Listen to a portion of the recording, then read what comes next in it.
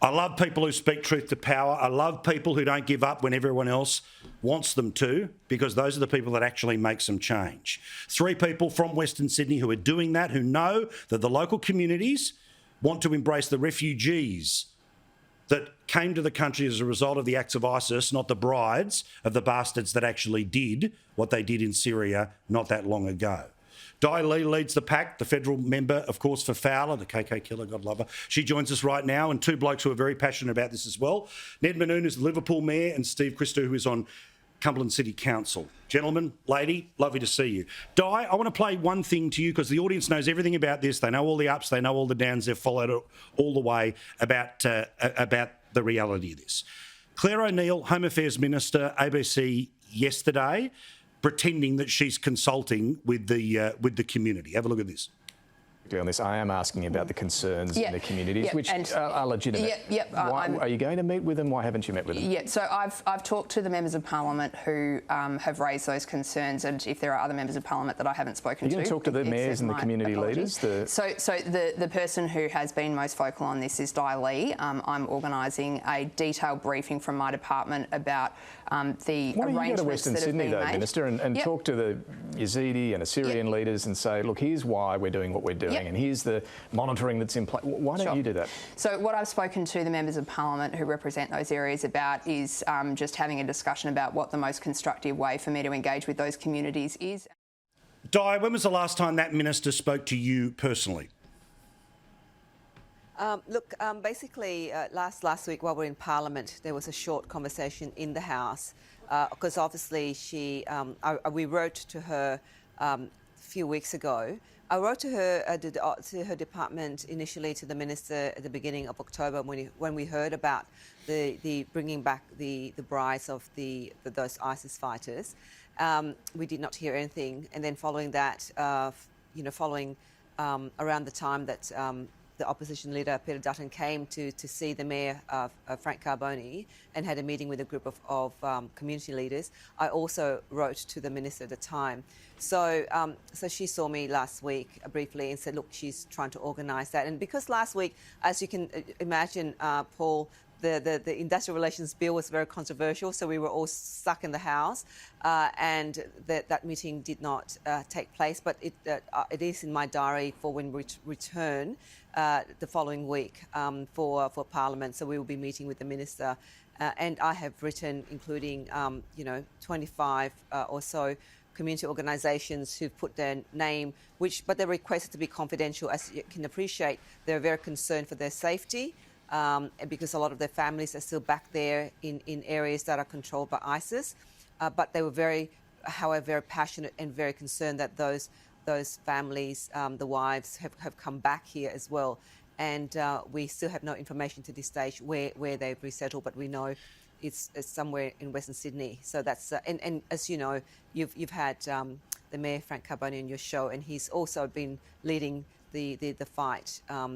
To ensure that our community feels safe and to ensure that our community gets some information at least from the government about what's happening, why was it done, why was there no consultation in the first place. Steve, pretty obvious, as well as Ned, the mayors, the local councillors are left out of this conversation because you picked the wrong side. How dare you sit in the room with the alternative Prime Minister? You weren't sitting there with the right side. You weren't playing the way that it's supposed to work in Western Sydney. How dare you? Tell me about how normal people talk to you about this. Where do they talk to you about it? How do they voice their concerns? Because I get it, there are lefties that are going to want to pretend that it's, people like me whipping it up. Tell me what you see in the streets. Well, that's the thing, Paul. Non-political people are pulling me up on the street, shaking my hand, whether it be at soccer games, cricket games, anywhere, at the shopping mall, just saying, mate, this is disgraceful. Thank you for standing up. These are people not necessarily interested in politics. Normally wouldn't give a stuff what the Australian government does, what local politicians do. But on this very issue, they have a big gripe and they are very concerned about ISIS brides being dumped in their community. And more importantly, they're not being told anything. We're not being told anything as elected representatives. It's very concerning. So again, Ned, what's it like for you? Tell me about a community example of somebody who comes to you and is concerned. Because obviously, again, what I love about this, idiots on Twitter, right? Guess what? People that were refugees from ISIS probably won't put it down on a pen and paper what their concern is because they might be slightly afraid of communicating with authority, okay? So give me an idea about how it works again in the normal streets. So last week, Paul, I had 2 citizenship ceremonies, and the people who were getting their certificates that we made as Australians, these were the refugees that fled ISIS 10 years ago and now call Liverpool and Southwest Sydney home. Fantastic. And they're shocked. They're like, how can the government actually go out there and do this? You've offered us refuge, you've offered us safety, and now you're compromising that by bringing these people here. If they've got to come here, don't bring them into the Southwest where these people are trying to rebuild their lives. Their lives have been shattered by ISIS, and we're trying to rebuild them. And we've got the ABC now, if I can say, if this is a safe space for us, they're out there calling us up and saying, well, Media Watch saying, how many people actually did complain? Well, let me tell you this. These people aren't used to complaining. They're not used to writing emails to Saddam Hussein or Bashar al-Assad saying, complaining about the issues. They come and talk to us, as Dai said, in private, and they say to us, we're very concerned and we are scared and we just want this behind us. But again, Dai, I don't want to get too distracted from the main game. The issue is well known to everyone watching us right now.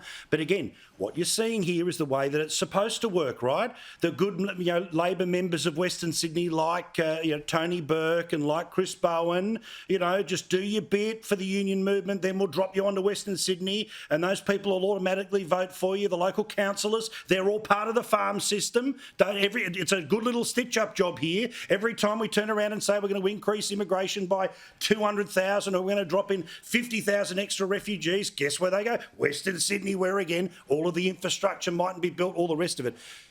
Again, you've got to. I get it. You've got to deal with the minister, so you're not going to rip in as hard as me here, right? But how much of this feels like a little bit of the people who should be joining us in this conversation right now, but won't because of the way Western Sydney politics is supposed to work?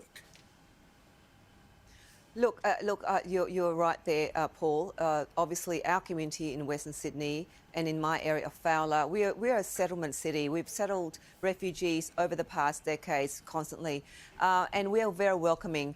And I think that successive governments have constantly dumped people out here without providing the infrastructure, and now bringing back a group of people that the government has not really understood the fear in this community. And I cannot emphasize enough the fear, because a lot of these people, the refugees who have escaped ISIS regime in state, are now living in my Fowler electorate and of course other surrounding council areas and federal electorates.